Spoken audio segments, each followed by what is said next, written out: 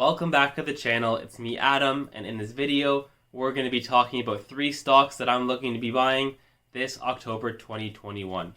And what a crazy couple of weeks in the market. They've been roller coasters, with the beginning of each week starting off pretty rough in the red, elevator down as the rest of the week it kind of stabilized and leveled off, and we've seen volatility spike and inflation fears just rise like crazy and just a bunch of chaos everywhere. So we're going to get right into it. Before I do, if you're new to the channel, welcome aboard. Hit that subscribe button. Here at Unlimited Options Investing, we talk everything from stocks, crypto, options, ETFs, precious metals, and we're investing for the long-term guys. We love short-term tendies, but again, long-term gains is where it's at. As well, as always, smash that like button and let's get started. Alright guys, for the first of the bunch, we have Skyworks Solutions, ticker symbol SWKS. It trades on the NASDAQ, and they are a semiconductor company that manufactures semiconductors for use in radio frequency and mobile communication systems. AKA, guys, the 5G revolution, the 5G movement. In my opinion, this stock is the best pure play for 5G and what's to come in the future. Year to date, we see it's up about 9.33%, and it's been pretty much trading sideways with peaks at around about $200 and troughs at about the $160, $150 mark. Earlier this year. It has a market cap of about $27 billion, and the dividend yield is about 1.36%. And the beauty of the stock is I believe that it trades at a very fair valuation at a forward PE of 14.33 for a company that I believe you're getting all 3 of the things that you want in a stock, or the 3 different possibilities that you could be getting out of the stock, which could be growth, value, and dividend. And in my opinion, you're getting all 3 of these. And they're within a sector that has huge tailwinds over the upcoming decade. And semiconductors are literally the backbone of technology, which make up so much of our economy. They are so important. And taking a look at the financials, they had cash and short-term investments of $975 million, with total assets at about $5.1 billion, and total liabilities at about $943 million. So one of Skyworks' biggest customers is Apple, and they hold a lot of chips in their iPhone devices when it comes to 5G. And Skyworks makes absolute bank off of these sales. However, there comes a concern of what happens if Apple tries to outsource their own chips. What if they just kick out Skyworks? And the issue is they can't, because these kind of chips are very specific to what Skyworks can only make, and Apple can't replicate it. I've talked more about it in my previous video, which I'm going to link below when I talk more about Skyworks. But what I want to look at is the chart. And the main reason I'm looking at the stock right now is this chart, because it's trading at pretty much the lowest it's been trading all year, for most of the year. And I believe that it has so much potential upside. It just needs a little bit of time to incubate, I guess you could say, until it has a really good earnings growth and people in Wall Street really give its respect. And then it goes flying from here above 200 and then moving upward. I think it's easy money over the upcoming years, but we'll just have to see. And who knows where the bottom is. Looking at the chart right here again, what we're looking at for some kind of support is around this 160 level. Anything below that, I mean, it could really trade maybe to 145, maybe then to 135, but then you'd have to find a lot of weakness in the NASDAQ. I don't think we're going to get that low. I mean, anything is possible, but again, that major zone is pretty much anything below here to about 155, 160 would be the golden zone that I'd be wanting to pick up shares, because I don't know how long they're going to be on sale for. All right, the second stock I want to talk about is Voyager Digital, ticker symbol VOYG. It trades on the Toronto Stock Exchange as well as over-the-counters in the US dollar, which would be VYGVF, which would be the US ticker. And this stock has been getting absolutely pummeled, not even for that long, maybe let's say 3 weeks or so. When you look at 1 month, it's down 32.36%. So this one literally just started trading on the Toronto Stock Exchange. It was trading on the Venture Exchange in Canada, and then it upgraded to the TSX, and then ever since that happened, it was trading at around $20 about a month ago, and since then it's just absolutely dropped.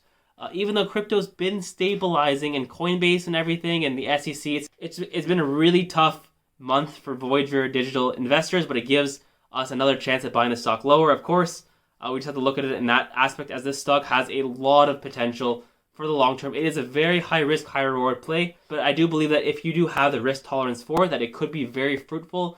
But this stock does have the ability to go from $2 billion to 4 to 6 to 8 to 10, because there's so much growth in the crypto space and brokerage area of finance. So they are an easy-to-use mobile and desktop payment infrastructure, earn rewards up to 12% yield, which is ridiculous, 60 plus crypto assets and stablecoins, yield on over 30 coins, faster execution and deeper liquidity, and community. What they noticed was that net deposits and asset growth accelerated dramatically after they started offering yield, which increased customer stickiness, and people didn't want to leave when they were getting that sweet crypto dividend.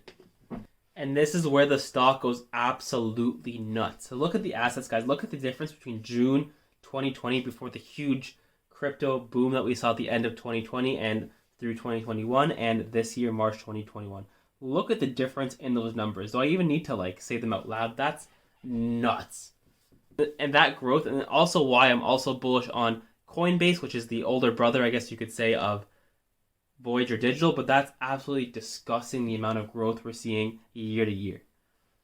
And let's be honest, with any stock that has to do with crypto, it pretty much follows what the coins themselves are doing. Now, Voyager and Coinbase and all these crypto brokerages make their money not from the price of the assets themselves, but the amount of volume of the trades from commissions, pretty much.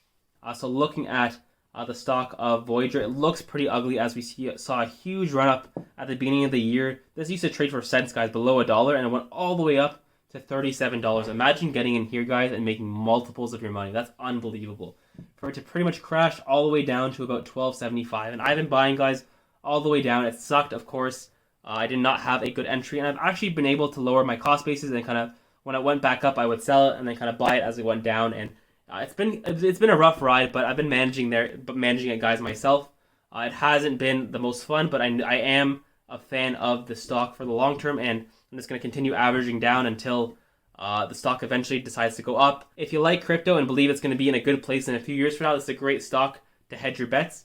But looking at the price action, we are around the support line that we saw earlier this year in July, near as well kind of in March, but again, we're trading a little bit lower than that, and if it gets any worse, then we could see prices go down to about under $10. And I mean, anyone knows where the bottom of this stock could be, but again, once it does turn around, the stock does tend to be volatile, and I wouldn't be surprised if it just starts shooting back up and then going all over the place from there. So it is unpredictable. You don't know when it's just going to decide to go the other way. Just something to keep into consideration.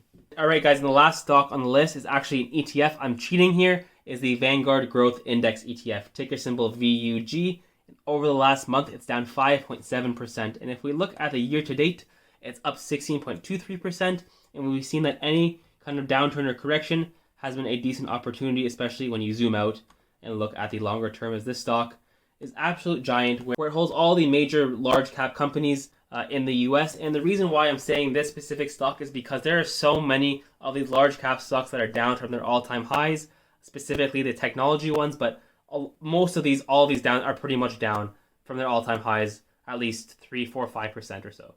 And I couldn't decide whether it was Apple below 135 or Microsoft below 280, Amazon below 3,300, so on and so forth. That a lot of these stocks do make sense at these prices. Even PayPal, Walt Disney, a lot of these stocks are on sale right now, and it's hard to just say all these stocks as my third stock, so I took the easy route and took the ETF instead. And taking a look at the candlesticks, guys, we had an ascending channel, and it was actually above it for most of the summer, and now it's kind of coming back down to earth. So it'll be interesting to see if we hit this trend line over here, which was a point of interest earlier in the year. And if it were to ever get to this spot over here, guys, around 275, 277, this stock could be, or this ETF could be very, very, very juicy. We would see a lot of pain in the market, but hopefully it would be short term. Hopefully you guys can be nimble and get those prices, and then hopefully we'll see the November and December potentially be brighter days. But again, we don't know where the bottom is. We don't know when things are going to turn around, and it's just a big mystery, guys. So let me know, guys, in the comments below what you think of these 3 stocks that I'm looking to buy this October 2021. If you're interested in any of these stocks as well, or ETF, let me know in the comments below, guys. Subscribe, like, and I will see you guys in the next video.